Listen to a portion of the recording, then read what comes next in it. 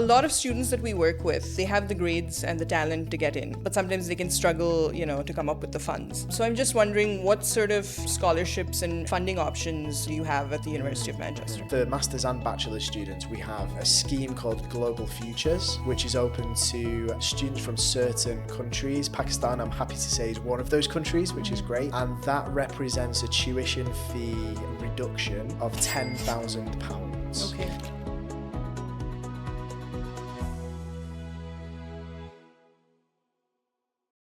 Hi everyone, welcome to another episode of Aspire Talks, where we demystify studying abroad, give you a complete picture of how the whole process works, and speak to some of the best experts in the industry. Our guest today is the International Officer at the University of Manchester. He's responsible for hundreds of students making it to the UK and getting some of the best education in the world. It's my pleasure to introduce Chris Gibson. How's it going, Chris? Hi, yeah, it's going really well. Thank you for having me. It's great having you here. We have a lot of ground to cover today, but first, would you mind telling us a little about yourself? Yeah, of course. So like you said, I'm Chris Gibson. I'm the International Officer and Country Manager for Pakistan at the University of Manchester, which means it's my pleasure to be the point of contact for prospective students from Pakistan, all the way from their very first question about Manchester through discussing course options, submitting an application, getting an offer for Manchester, all the way up to registering as a student. So that's what I'm kind of here for, to support students from Pakistan. I have been doing that at Manchester for about 5 years in Pakistan, 7 years in the international office. And before that, I studied a master's at the University of Manchester. So I'm also a Manchester graduate, and I was born in Manchester as well. So Manchester through and through, you might say. And what made you want to study there? Could you tell us about your own experience there? Yeah, of course. So I was drawn to Manchester partly because I knew what a great city it was, being originally from Manchester. And obviously the reputation of the university. It's a founding member of the Russell Group. It's one of the top ranking universities in the world, number 35 in the world right now. So those reasons, also the course, I wanted to study politics. There's a great social sciences school at Manchester, a great politics department. So that was really kind of attractive to me. And yeah, I'd walked through the campus many times being younger. I'd been to gigs and concerts on the university campus, and I knew that it was a really kind of nice environment to study in, really like diverse environment. You see people from all around the world there. So all of those things I thought were kind of, really interesting to me. And that was kind of what drew me there. And I never left. I'm still there working there. It sounds like a great place to study, and I'm sure you had a great time there. So in our experience, the University of Manchester is, the first choice for a lot of top students in Pakistan. I'm just wondering what tips you would give students who want to study there. Yeah, so you mean in terms of how to get in, right? Absolutely. Okay, absolutely. so first things first would be if you're applying for a master's, in your bachelor's, if you're applying for a bachelor's in your A-levels, study really hard, because it is tough to get into Manchester. And, by getting the kind of highest GPA and the best grades you can, you really kind of maximize your chances. Also, especially for master's students, applying as early as you can is a great way to kind of make sure that you're getting in there before any deadlines, maximizing your kind of chance to be considered.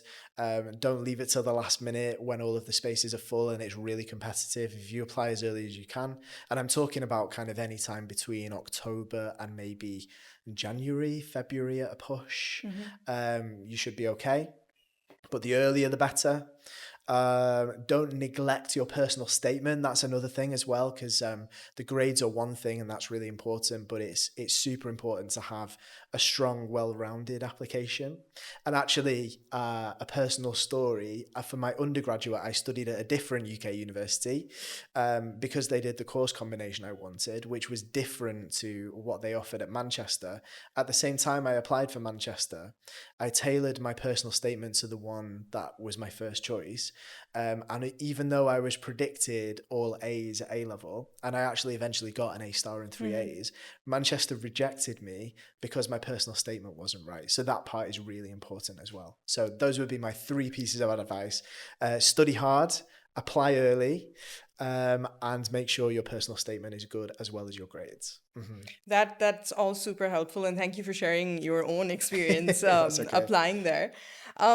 So a lot of students that we work with, they have the grades and the talent to get in, but sometimes they can struggle, to come up with the funds. So I'm just wondering what sort of, scholarships and funding options, do you have at the University of Manchester? Yeah. So students will find that the UK is kind of tougher than some other places in terms of scholarships. The flip side of that is that our tuition fees are it's still expensive, don't get me wrong, but the fees are lower than other destinations, like in the US, for example.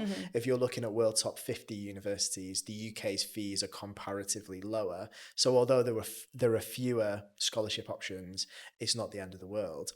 With that said, for master's students, we do have some. In fact, for master's and bachelor students, we have a scheme called Global Futures, which is open to students from certain countries. Pakistan, I'm happy to say, is one of those countries, which is great. And that represents a tuition fee reduction of £10,000 Okay. per year. So if you're a bachelor student, that's £10,000 per year for up to 3 years, as long as you maintain an average of 60% minimum. For master's students, if it's just 1 year, then it's a £10,000 tuition fee discount, and that's it for the 1 year. Okay. So those are merit based. So they are based on your previous academic performance. So whether it's your bachelor's GPA or your A-level predicted grades, if you're coming in for a bachelor's, they're awarded to kind of the top achieving students from across South Asia, but there is always a good portion that go to students from Pakistan. What else can I tell you about? For master's students specifically, we've been awarded one British Council Great Scholarship this year, Okay. which is great as well. It's worth slightly more. It's £15,000, but there's only one, so it's super competitive. But there are, I'm happy to say, some options for students looking to study at Manchester. I mean, it's really good to know that, Pakistani, I mean, international students in general have solid options in terms of funding. So on a related note, I'm just wondering, because again, a lot of our students are looking, to go to university to sort of take advantage of like the massive tech boom that's happening. So are tech courses, are they more popular at the University of Manchester? And in general, what are some of, the most popular courses? Yeah, so Manchester is quite a versatile university because we're well known for lots of different subjects. So in terms of tech and the kind of computing and AI boom, computer science has been seeing a kind of a boom over the last few years. And our Department of Computer Science goes all the way back to the creation of the world's first stored program computer. That was by the scientists Kilburn and Williams at the University of Manchester.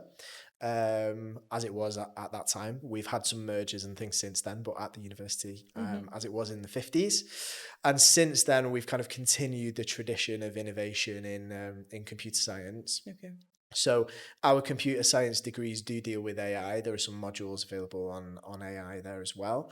So that's a really nice option for students who are interested in that emerging area. Of course. And it is one of our most popular subjects. It's not the only popular subject though.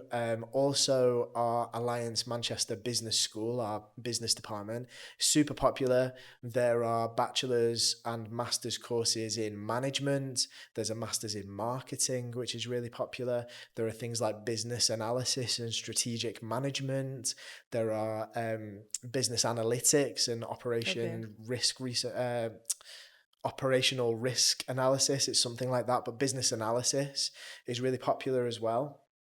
And outside of that, traditionally Manchester was really popular for engineering subjects like mechanical, civil, aerospace engineering.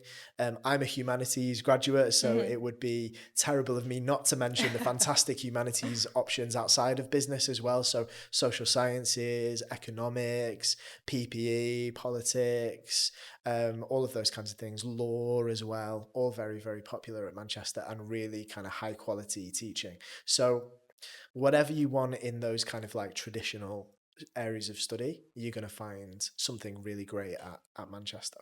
Mhm. That's really great to know. So you have also sort of been responsible, obviously, in your role, for a lot of students sort of getting into the University of Mm. Manchester. Um, a lot of them have concerns, about how well they'd sort of adjust to, studying and living in a Mm. foreign city.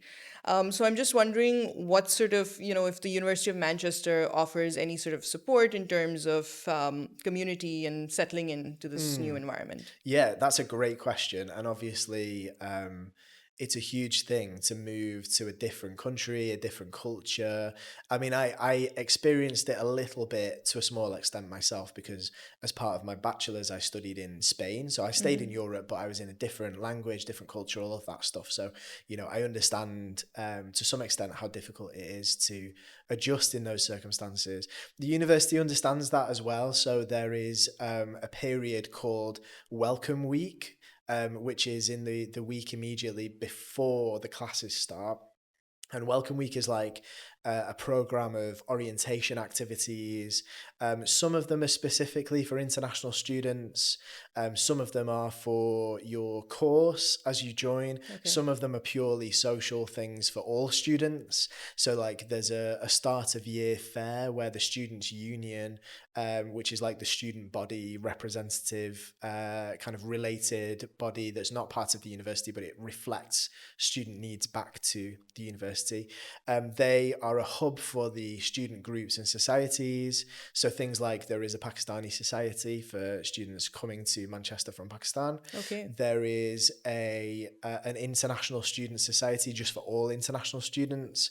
There are student societies for sports and for baking and for kayaking and for skydiving and all of these kinds of things, right? So there's a big start of year fair where all of those societies are in the Students' Union. You can go and talk to them directly, join the unions there, join the groups there and then if you want to, and find out what's on offer. Hmm. Part of Welcome Week as well is things like there are sometimes sessions on how to open a bank account in the UK.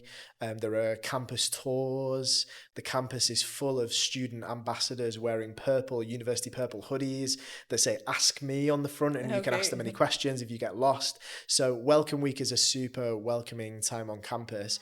If you're able to get there in time to join Welcome Week, I would say absolutely do it because it's a fantastic way to get your bearings, make some friends, experience the university campus and the city before the start of classes, so that when those classes start, you know exactly where you're up to. So it's a really nice program of stuff to help you settle into your new home, basically, which is That great. all sounds like it would make it really easy for, international students to settle in and Mm, super fun too. So again, but adjusting to that environment isn't just sort of, getting used to, on campus life. But I'm just mm, wondering, because a lot of students maybe want to support themselves financially. mm, Some of them are looking to, get work experience alongside studying, or mhm, maybe they just really want to, mix up campus life. mhm. So is there any career support that the University of Manchester offers them? Yes, yeah, totally. So the University of Manchester has a fantastic careers service, which is open to all of our students from the moment they register with us all the way up to 2 years after graduation. So if you do a bachelor's 3 years, you get 5 years of careers advice. If you do a master's 1 year, you get 3 years of careers advice, right?